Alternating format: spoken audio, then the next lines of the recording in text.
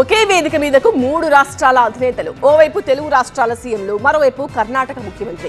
నిజంగా ఇది super scene అవుతుందనడంలో ఆశ్చర్యం లేదు. అయితే ఈ అద్భుత దృశ్యానికి సాక్షిగా నిలవబోతున్న తుంగభద్ర డ్యాం విషయంలో కర్ణాటక, ఏపీ రాష్ట్రాలకు ఒక క్లారిటీ ఉంది. మరి తెలంగాణ ముఖ్యమంత్రి ఎజెండా ఏంటి అనేది ఇప్పుడు పొలిటికల్ గా చర్చనీయాంశంగా మారింది. అటు కర్ణాటక, ఇటు తెలంగాణ, ఆంధ్రప్రదేశ్ ఈ 3 రాష్ట్రాల ముద్దుల ప్రాజెక్టుగా ఉంది తుంగభద్ర డ్యాం. డ్యాం కింద ఏపీలోని రాయలసీమ, కర్ణాటకలోని బళ్ళారి తదితర ప్రాంతాలకు సాగునీరు అందుతుంది.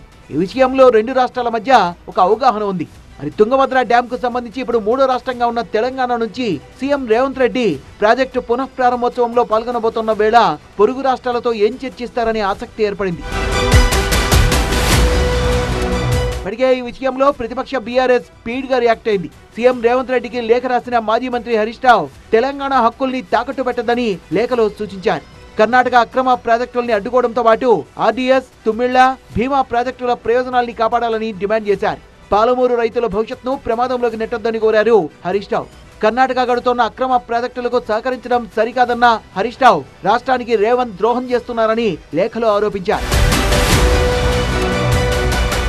ఈ విషయంలో అలర్ట్ అయిన రేవంత్ తుంగభద్ర జలాలపై అధికారులతో ఉన్నత స్థాయి సమీక్ష చేశారు. తుంగభద్ర జలాలపై కేంద్రం జోక్యం కోరుతున్న సీఎం భాగస్వామ్య రాష్ట్రాలతో సమన్వయం ఏర్పడేలా చర్యలు తీసుకోవాల్సిందిగా విజ్ఞప్తి చేశారు. తెలంగాణ హక్కుగా తుంగభద్ర నుంచి 15.9 టీఎంసీల నీరు రావాల్సి ఉందన్న సీఎం ఇది ప్రస్తుతం 5 నుంచి 6 టీఎంసీలకే పరిమితం అవడం పట్ల ఆందోళన వ్యక్తం చేశారు.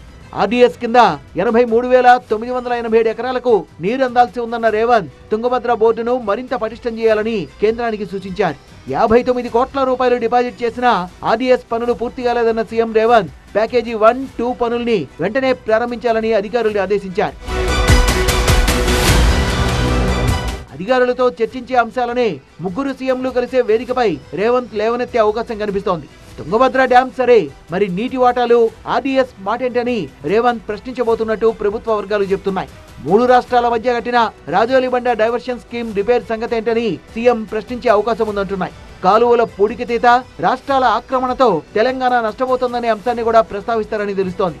ఆర్డీఎస్ ఆధునీకరణపై కేంద్రం జోక్యం కోరుతోన్న రేవంత్ రెడ్డి ఏపీ, కర్ణాటక రాష్ట్రాల సహకారాన్ని కోరబోతున్నారని చర్చ కూడా జరుగుతోంది. అంది వచ్చిన ఈ అవకాశాన్ని వాడుకోవాలని ఇప్పటికే ప్రత్యర్థి బీఆర్ఎస్ లేఖ రాసిన దరిమిల 2 సీఎంలను కలిసే ముందు జలసౌధలో కీలక సమావేశం పెట్టి రేవంత్ తన డిమాండ్ల చిట్టాను సిద్ధం చేసుకున్నట్టు తెలుస్తోంది.